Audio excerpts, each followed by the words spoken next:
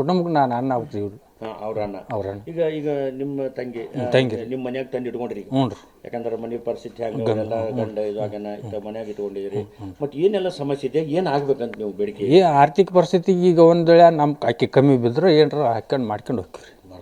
ಈಗ ಒಂದು ವೇಳೆ ಅಕ್ಕಿ ಮನೆ ಕಟ್ಟಾಕತಿ ಯಾರೋ ಆಳಿನ ತೊಂದರೆ ಇದ್ರು ನಾವು ಏನಾರ ಮಾಡಿದ್ರೆ ಇದು ಮಾಡ್ಕೊಂಡು ಹೊಂಟಿದ್ವಿ ರೀ. ಈಗ ಈ ಥರ ಆಗಿದ್ದಕ್ಕೆ ಅದು ನಿಲ್ಲಾತ್ರಿ. ಈಗ ಅದು ನಿಲ್ಲಾಗಿದ್ದಕ್ಕೆ ಮತ್ತು ಈಗ ಎಲ್ಲ ಜವಾಬ್ದಾರಿ ಇದಾತ್ರಿ. ಈ ಥರ ತಂಗಿ ಬದುಕು ಅದ ಈಗ ಇವ್ರ ದಾರಿ ತೋರಿಸ್ಬೇಕ್ರಿ. ಈಗ ಅದ ಇದಕ್ಕೆ ಸರ್ಕಾರ ಈಗ ಅದಕ್ಕಂಕರ್ ಗೊತ್ತಿದ್ದೇ ಐತಿ.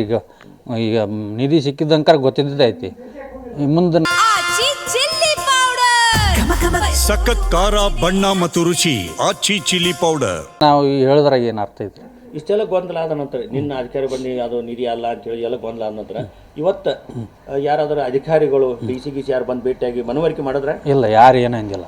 DC ಅವರು ಬಂದಿಲ್ಲ, ಯಾರೂ ಬಂದಿಲ್ಲ. ಇವರು ಈ ಜಿಲ್ಲೆ ಇವ್ರು ಏನು ಸಿದ್ದು ಪಾಟೀಲ್ರು ಬಂದಾರ, ಇವು ಪೀರಣ್ಣ ಅವರು ಬಂದಾರ. ಆದ್ರೆ ಇನ್ನೂ ಗೊಂದಲ ಗೊಂದಲ ನಿವಾರಣೆ ಮಾಡ್ಲಿಕ್ಕೆ ಯಾರು ಅಧಿಕಾರಿಗಳು ಬಂದಿಲ್ಲ ರೀ. ನಿನ್ನೇನು ಅದೇನಾಗೈತೆ ಅದು ಕರೆ. ನಿನ್ನೆ ಆ ಅಧಿಕಾರಿ ಬಂದು ಈ ಥರ ಐತಿ ಅಂತಂದು ಅಂದಿದ್ರಲ್ಲ, ಆ ಥರ ಇದ್ದಕ್ಕೆ ಈ ಥರ ನಾವು ಮಾತಾಡೀವಿ ರೀ.